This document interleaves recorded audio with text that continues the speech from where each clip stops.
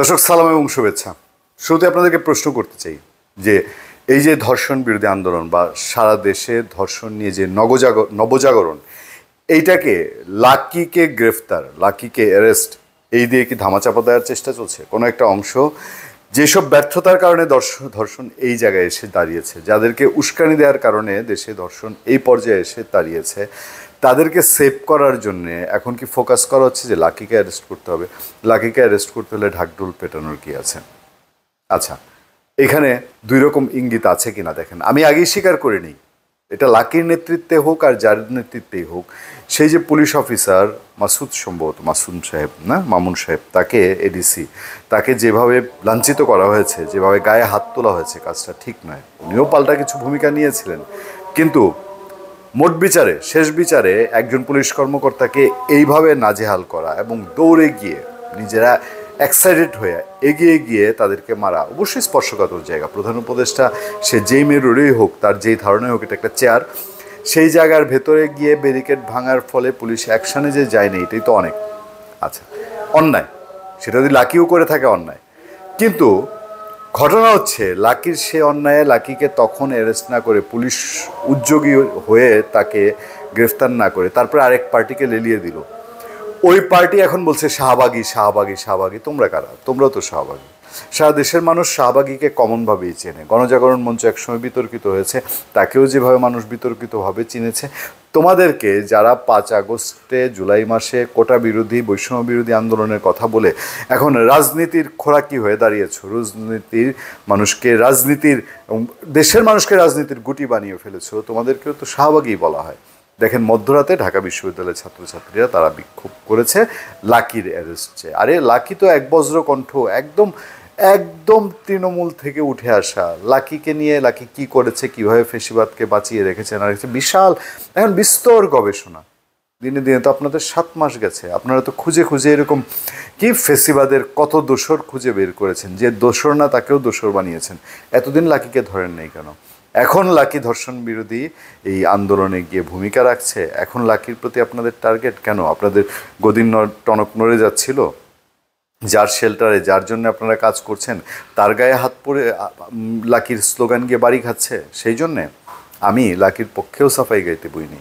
আমি বলছি, লাকি যদি পুলিশ কর্মকর্তাকে আঘাত করে থাকে, সেটা অবশ্যই অবশ্যই একটা বড় অন্যায়।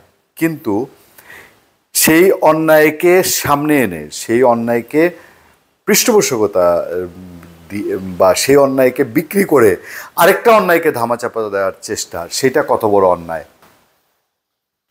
ছোট্ট করে দুইটি দেখেন। ধর্ষণ বিরোধী পদযাত্রায় পুলিশের উপর আক্রমণ হয়েছে, সেটা আপনারা জানেন। সেখানে লেখা হয়েছে যে ডিএমপি মিডিয়া ও পাবলিক রিলেশন বিভাগের উপ পুলিশ কমিশনার মোহাম্মদ তালেবুর রহমান জানাচ্ছেন, ওই দিন বিকেল 3:30টায় 11 তারিখ 11 মার্চে ধর্ষণ বিরোধী পদযাত্রা নামে নারী পুরুষ 60-70 জনের একটি বিক্ষোভকারী দল প্রধান উপদেষ্টা সরকারি বাসভবন যমুনা অভিমুখে যাত্রার চেষ্টা করলে পুলিশ তাদের হোটেল ইন্টারকন্টিনেন্টের মোড়ে বাধা দেয়। এ সময় পদযাত্রায় অংশগ্রহণকারী নারীদের ঢাল হিসেবে ব্যবহার করে পুলিশের ব্যারিকেড ভেঙে সামনের দিকে অগ্রসর হওয়ার চেষ্টা করে। নিকটবর্তী স্থানে রাষ্ট্রীয় গুরুত্বপূর্ণ স্থাপনা, নিরাপত্তা ও যান চলাচল স্বাভাবিক রাখার স্বার্থে পুলিশ বিক্ষোভকারীদের সরে যেতে অনুরোধ করলে তারা উল্টো পুলিশের উপর চড়াও হয়ে উদ্ধত ও মারমুখী আচরণ করে। তিনি আরও জানান, এ সময় বিক্ষোভে অংশগ্রহণকারী নারীদের নখের আচরে বেশ কয়েকজন পুলিশ সদস্য আহত হন। এক পর্যায়ে তারা পুলিশের সঙ্গে ধস্তাধস্তিতে লিপ্ত হয় এবং আইনশৃঙ্খলা রক্ষাকারী নিয়োজিত পুলিশ সদস্যের উপর অতর্কিত ইট পাটকেল নিক্ষেপ করে লাঠিসোঁটা নিয়ে হামলা চালায়। হামলায় রমনা জোনের সহকারী কমিশনার আব্দুল্লাল মামুন গুরুতর আহত হন।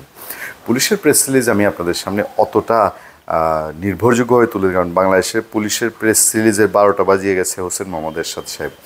হোসেন মোহাম্মদ এরশাদের ওই আপনার যেই শাসন, ভয়ঙ্কর শাসনের সময় পুলিশের প্রেস রিলিজ হয়ে উঠেছিল হাস্যরসাত্মক একটা জিনিস, এবং সংবাদপত্রে আপনার এই প্রেস রিলিজ গেলে পরে সংবাদপত্রের এডিটররা এগুলো ছুঁড়ে ফেলে দিতেন। পরের খবরে ছিল, এরপরেই দেখেন ধাপে ধাপে জিনিসটাকে কীভাবে চেঞ্জ করেছে, মাস্টার মাইন্ডরা এর মধ্যে ভাবছেন।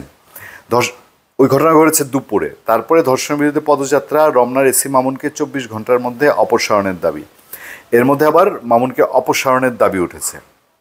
ওখানে ঘটনা ঘটেছে, এক পক্ষ তুলেছে ধর্ষণের মামলায় তাদেরকে অপসারণের দাবি, আরেক পক্ষ তখন মধ্যরাতে এটার পাল্টা ব্যবস্থা নিল কিনা। লাকি আক্তারের গ্রেফতার দাবিতে মধ্যরাতে শাহবাগে ঢাবি শিক্ষার্থীরা, এবার নতুন শাহবাগীদের আগমন।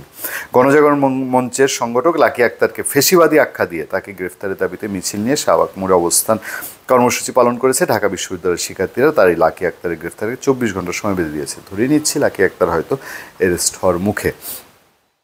আমার প্রশ্নটা ওই জায়গায়, 7 মাসে লাকি ফেসিবাদ না, এখন দর্শন বিরোধী আন্দোলনে গিয়ে প্রধান উপদেষ্টা বাড়ির সামনে ডেমনস্ট্রেশন করেছে। ফাঁক একটাই, ফাঁক ফোঁকর, সেটা হলো ওখানে পুলিশের সাথে গন্ডগোল হয়েছে। ভিডিওতে দেখা যাচ্ছে পুলিশ অফিসার মামুন একের অনাকাঙ্ক্ষিতভাবে তার উপরে আঘাত করা হচ্ছে। এইটাকে পুঁজি করে লাকিকে দমাতে হবে। লাকিকে দমাতে হবে কেন? লাকি একটা বিপ্লবী চরিত্র। লাকি এক সময়ে সত্যিই যাকে ফেসিবাদী বলছেন, আওয়ামী লীগের, তার স্লোগান আওয়ামী লীগের ভীত কাঁপিয়েছে। আওয়ামী লীগ গণজাগরণ মঞ্চ নিয়ে খেলেছে, এতে কোনো সন্দেহ নেই।